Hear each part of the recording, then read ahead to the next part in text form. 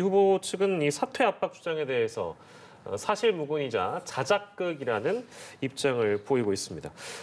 이 황 전 사장은 2013년 9월에 초대 사장으로 성남도시개발공사로 공사 사장으로 취임을 했고 3월에 그러니까 2015년 3월에 물러나서 결국엔 사퇴 압박이 있었다는 그런 얘기인데 검찰이 수사에 들어갔고 그리고 이 황 전 사장의 녹취록이 또 있죠. 이게 이제 근거가 됐다고 볼 수 있을까요? 어떻게 보십니까?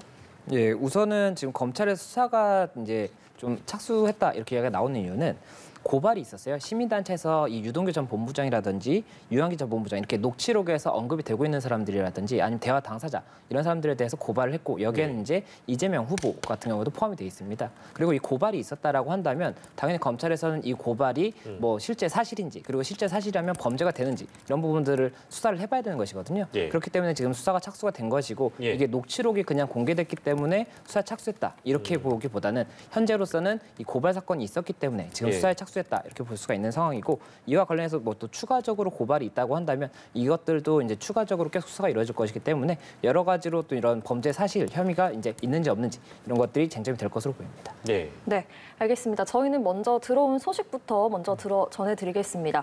헌법재판소가 사상 처음 제기된 법관 탄핵 심판 사건에서 각하 결정을 내렸습니다.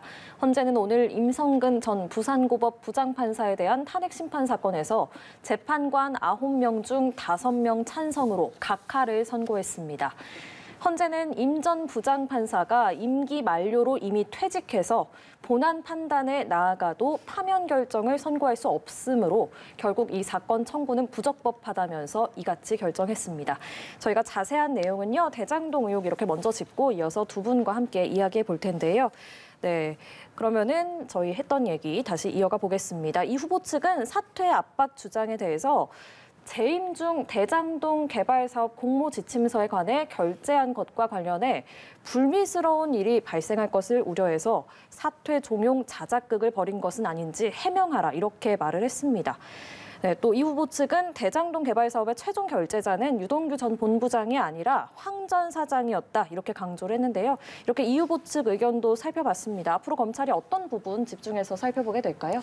네, 일단 이 부분에 대해서 이제 황 전 사장 측의 이제 녹취록을 따라가고 있는 형국인 것이죠. 녹취록이 나왔기 때문에 그렇다면 그 녹취록에서 등장했었던 사퇴를 전용한 사람 뒤에 누가 있느냐 없느냐 이 부분이 굉장히 중요할 것입니다.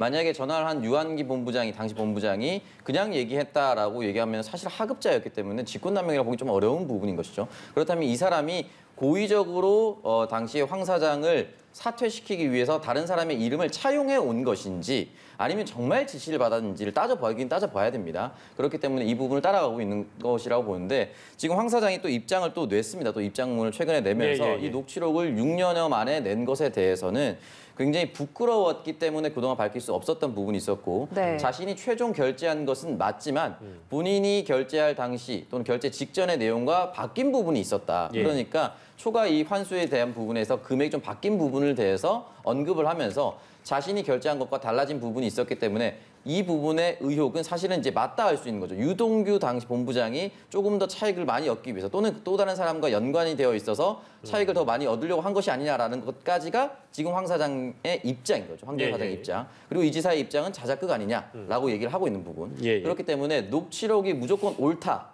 무조건 나쁘다라고 보기는 어렵고요. 수사를 좀 따라가 봐야 된다고 저는 생각이 들고 왜냐하면 화천대유에 지금 이름이 거론됐었던 나무, 김만배, 구속영장이 지금 어떻게 될지는 잘 모르겠지만 이 부분에 대해서 최초에 이 사람들이 소환되고 결정적인 역할을 했었던 것은 정영학 회계사의 녹취록이었습니다.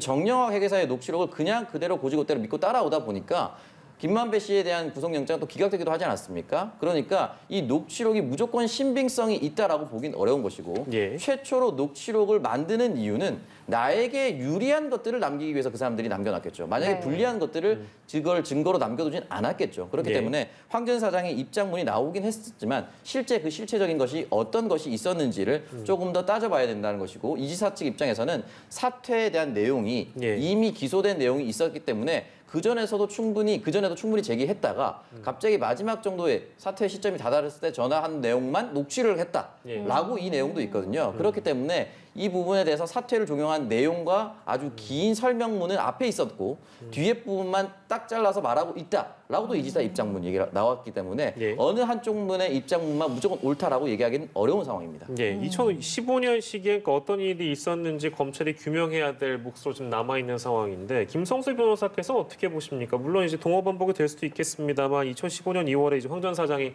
사기 혐의로 기소가 된 상태이기도 했고 실제로 뭐 징역 6개월, 집행유예 2년이 확정되기도 해서 뭐 찍어내기나 뭐 압박이나 이런 게 아니라 다른 이유가 있을 가능성도 배제할 수 없는 상황이다. 이제 이런 지적들도 있더군요. 어떤 말씀 주시겠습니까? 맞습니다. 지금 이 황무성 전 사장 같은 경우에 이제 2015년 2월 당시에 이미 사기 혐의로 이제 기소가 돼서 재판이 진행 중인 상황이었고 예. 이 뭐 사기 혐의 자체가 뭐 2011년 당시에 있었던 일이고 뭐 소개를 해줬는데 뭐 이런 게 이제 사기 혐의가 되었다 이런 이야기가 지금 입장문이 나오기는 했지만 예. 이게 성남시에서는 어쨌든 사장이 이런 재판 진행 중이라는 것 자체가 조금 부담이 될 수는 있는 부분이 있지 않습니까? 그렇기 때문에 만약에 성남시에서 이런 조금 사직을 권고를 했다라고 한다면 예. 그것이 이런 형사적인 부분 때문에였었는지 아니면은 이것을 기화로 해서 예. 다른 이유가 있음에도 불구하고 이게 이제 좋은 핑계거리가 될 수가 있지 않습니까? 그래서 네네. 이걸 핑계로 해서 이런 사직을 조금 권고를 했던 것인지 이런 부분들이 밝혀져야 되는 부분이고 예. 이와 관련해서는 이 녹취록만 가지고 될 것이 아니라 이 녹취록도 앞뒤에도 또 다른 정황이 있을 것이고